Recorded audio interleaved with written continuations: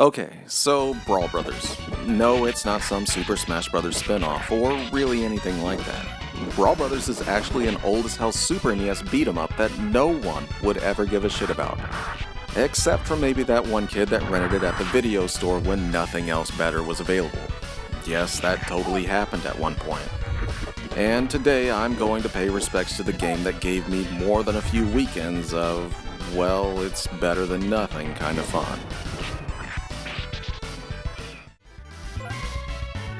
Really, there's nothing special about Brawl Brothers at all. It's just as mindless as every other beat-em-up at the time, if not more so. Most of the enemies soaked up punches to the face like some sort of hurt sponge, and the levels stretched on far after they had worn out their welcome. Especially in Stage 2, which saw you going through a maze-like sewer fighting endless waves of bad guys while trying to figure out which doors to exit through to get to the end. Playing it now, it was enough to make me turn off the game in a fit of boredom. Back then though, I considered it a feature that I couldn't blow through the entire game in an hour. Sugar and youth would do stuff like that to you. What Brawl Brothers does do right though are the basics. All the characters are fun to play as, especially the ninja, the controls are tight, and the graphics are bright and colorful. All aspects that any ADD-addled youth could appreciate. And even though the sewer stage is a bad example, the game did at least try to do stuff like that to mix it up. It even had an awesome chopper attack on a bridge in the first stage, which at the time was like starring in your own extremely repetitive action movie. That's about the best I can say for Brawl Brothers. A cool brawler at the time, but mostly lost in a sea of better brawlers. Far better brawlers that I wish my video store had access to. I don't regret my time with Brawl Brothers. It served me well for many weekends after all. But come on, what kind of video store gets this game over turtles in time? That's gotta be some sort of a crime.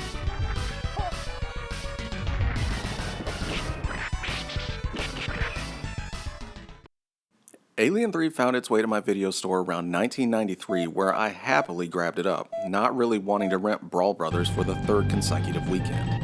It looked really cool on the back of the box, and I could at least look forward to shooting up some aliens from one of my favorite movies.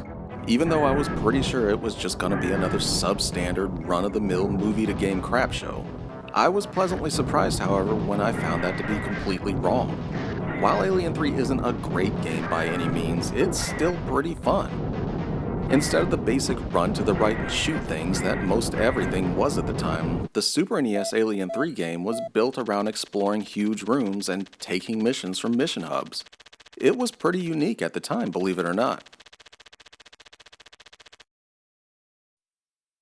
Essentially, you started each level in a hub that contained 3 to 5 mission terminals around it. The missions were all your basic go save this one guy or kill some aliens type stuff. Select a mission and the map would be brought up showing you the objective and where it was. How you got to it though was up to you. Half the fun came from planning your route through the alien-infested rooms. Do you go the quicker, more dangerous route, or maybe try the longer route that you knew a little bit better? Regardless, there was a good amount of freedom to how you wanted to tackle each mission.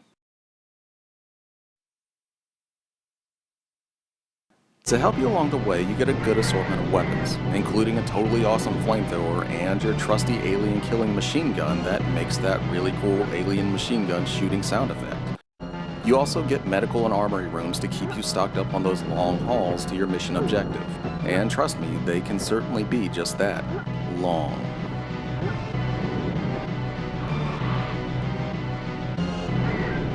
This is where things start going bad for Alien 3. As awesome as its mission structure was, the prison you traverse is massive. Each room can contain multiple floors and doors, and while everything is clearly marked on your map, it can still be a chore to get around due to the level design. Walls suddenly appear blocking your way that wasn't on the map before, making you find an alternate route instead. Sometimes this can cause you to backtrack several rooms before you find the correct way. Combine this with a constant stream of aliens trying to kill you, and things can get tedious really quick. It also doesn't help that each level only allows you to save when you finish the entire level. That means all of the missions. All of them. This can take 1 to 2 hours per level, so you better not have too much to do when you start up a level. Mom and Dad suddenly want to go to the grocery store. Better hope they don't mind you pausing the game for an hour or two, because otherwise it's tough luck for you, kid. At least the game offered up some decent eye candy for your troubles though. Ripley and the aliens are all animated really well. Everything has a nice dark gritty look to it and really captures the look of the movie. The downside being that the prison only seemed to have a few different backgrounds throughout the entire game. So by the time you finish the first level, you've basically seen it all.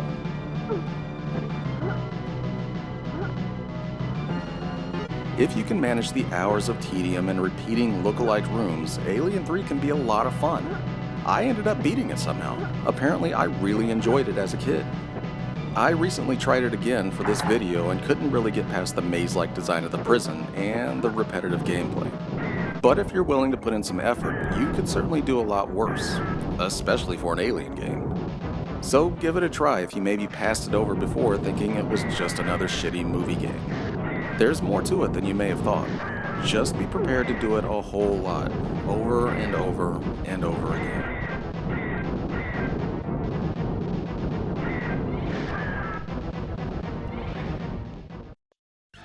Say what you will about Konami, but they had arcade games down to an art in the early 90s.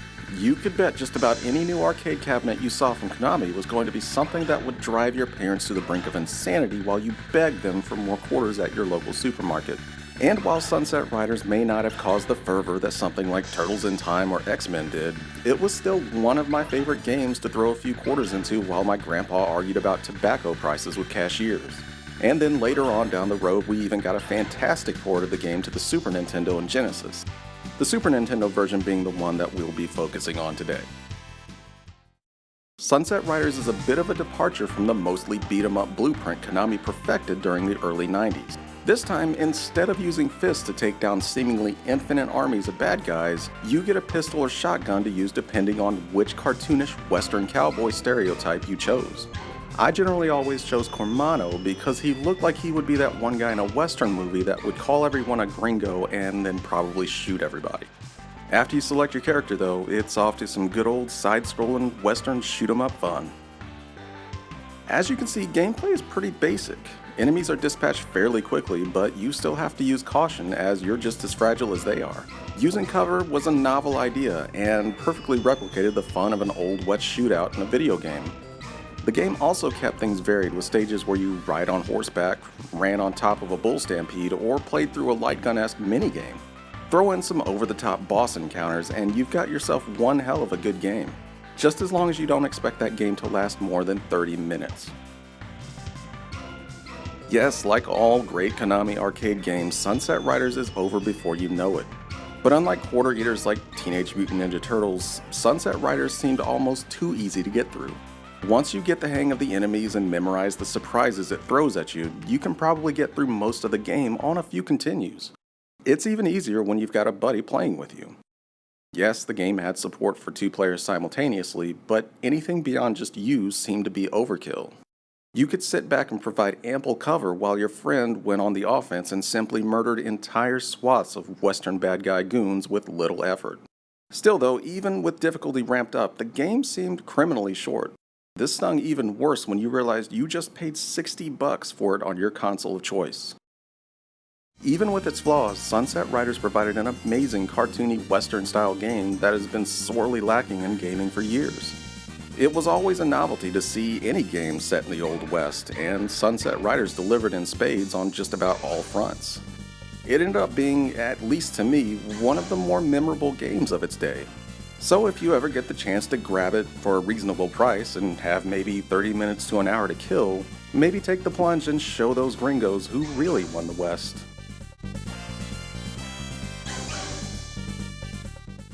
Captain America and the Avengers can go straight to hell.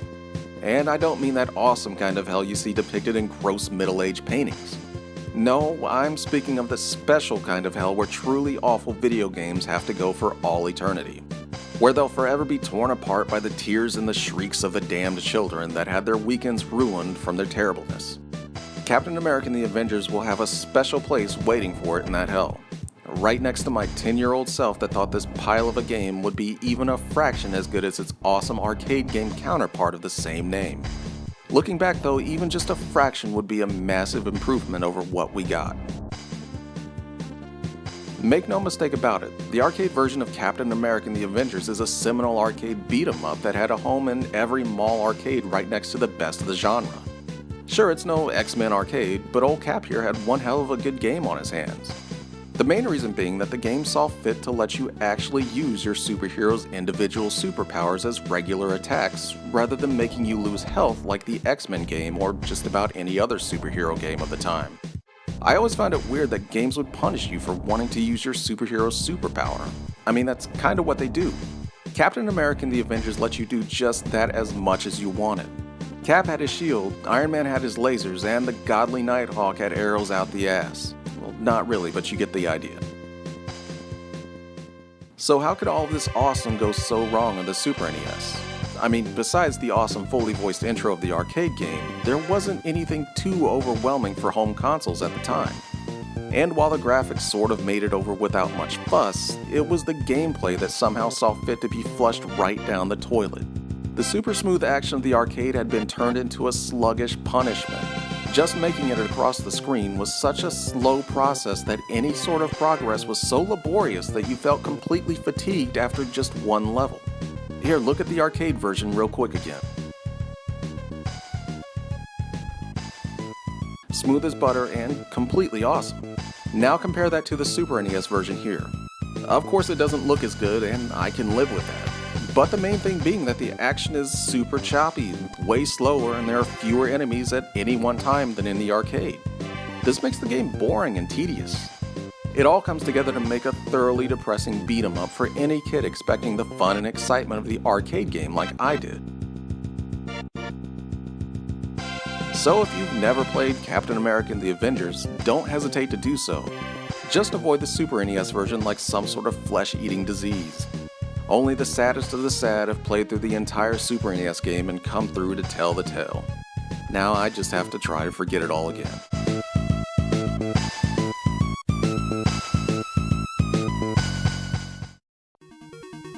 Tiger Heli was one of those games I got as a kid out of nowhere as a gift one Christmas without ever asking for it. I'd never even heard of Tiger Heli, so I can't say I was super stoked to ever play it. But play it I did because, well, it was one of the few NES games I ever owned. Owning a game for me back then was pretty rare, so even if I wasn't enthralled with it, I still pored over it with hands that would make any archaeologist proud. It was certainly a much better surprise than the game I got the following year. We'll get to that one later. Tiger Heli originally came out in 1985 in the arcades, but even back then it was usually surrounded by far more popular games of the time. It was never anything that kids were running to play first when they got to the arcade. Instead, it was more like that one game you played on your last quarter and was ready to go home anyway. That didn't stop it from coming over to the NES though, where it found a pretty comfortable home. Tiger Heli is essentially just a top-down shooter. There's nothing special about it at all, except for the fact that you could blow up houses and other stuff on the ground for points. Even as a kid though, I thought this was a pretty huge asshole move.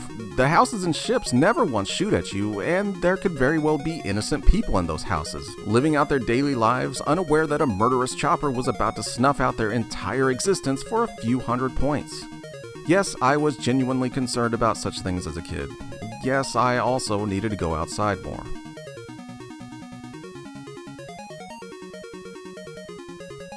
Gameplay in Tiger Heli is as basic as it looks. You can shoot forward and drop a limited number of bombs to clear a path when things get too crazy. And at certain points in the game you can also collect smaller helicopters to fly by your side, allowing you to have a much larger firing range in front of you. This came as a double-edged sword though, as it made you a much larger target, so I wouldn't get too used to having them around for very long. By far the best thing about them mainly being that they gave you an extra defensive hit. Without them you go down if one bullet hits you. Tack on 2 of these little guys and you can dish out punishment knowing that you can take 3 whole bullets before your fiery demise. Beyond that, the only notable thing about Tiger Heli was that it was brutally hard. That's not a big thing, as the majority of every shooter ever made is completely impossible for me to beat. But the problem with Tiger Heli being that it took absolutely forever to ramp up to that difficulty. What this produced was me being able to cakewalk through 15 minutes of the game only to be completely decimated by a developer that suddenly remembered games are supposed to be challenging at some point. This drove me absolutely mad about Tiger Heli since I had to sit through dozens of minutes of almost nothing happening just to get to the parts that killed me. And there was no accelerator on that chopper either. No, you had to wait patiently as the screen scrolled ever so slowly to get wherever it wanted you to go.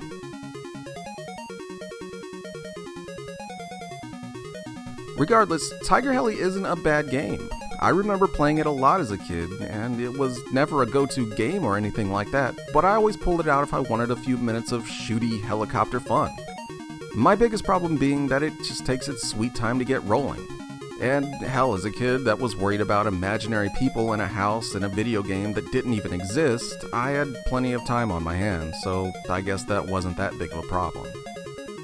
So if you want to take a look at the early days of NES shooters, you could do far worse than Tiger Heli. Definitely check it out.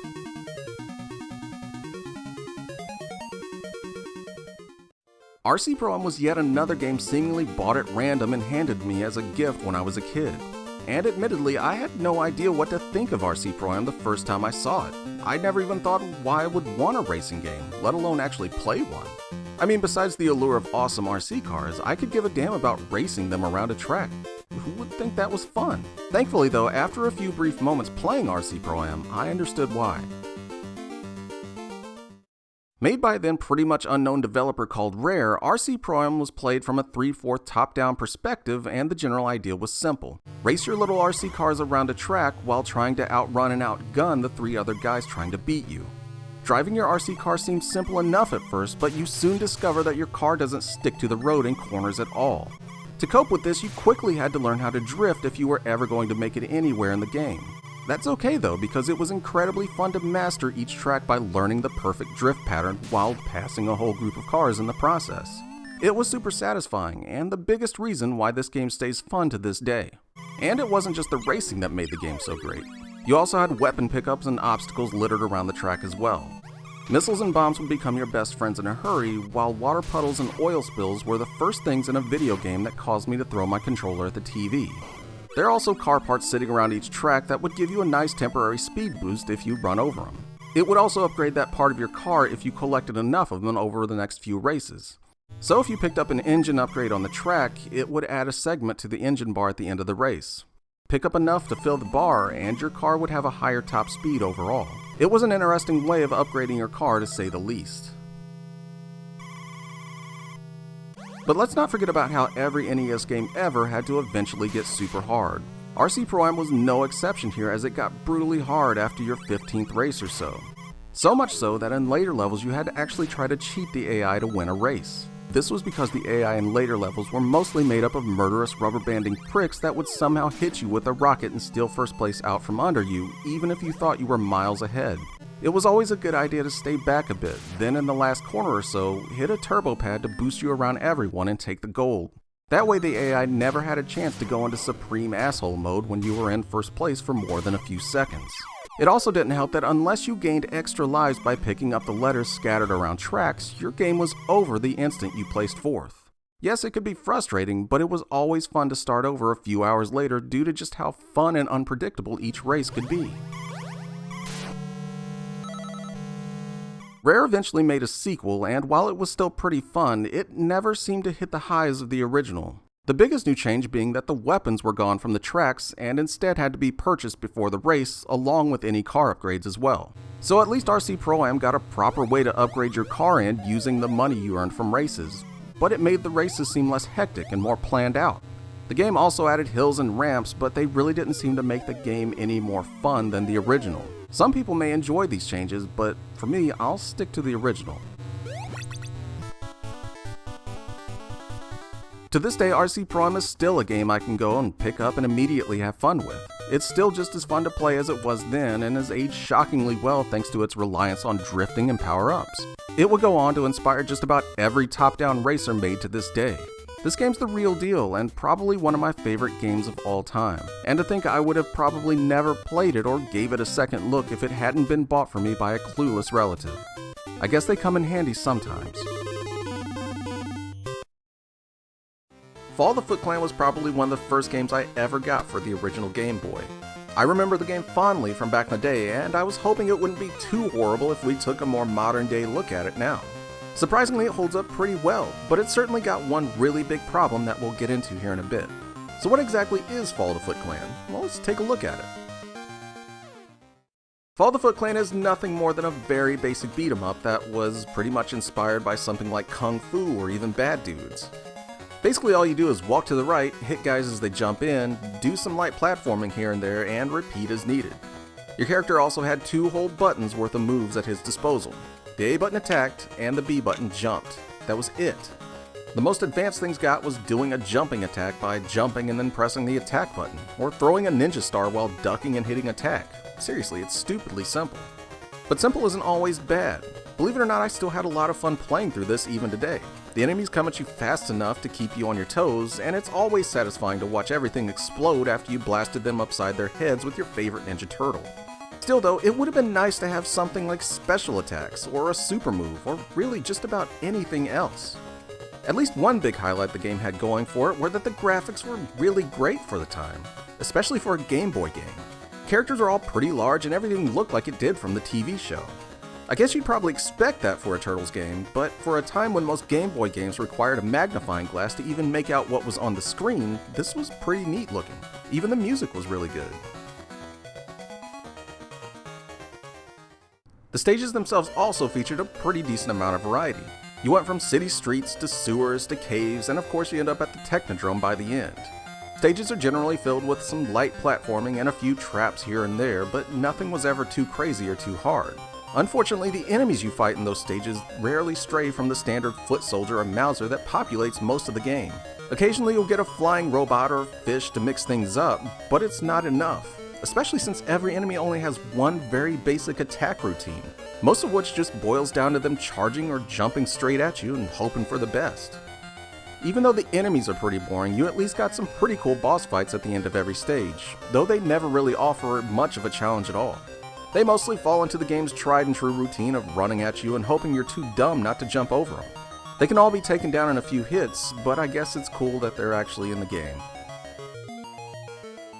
So you may be getting the idea so far that the game isn't very hard, and you'd be right.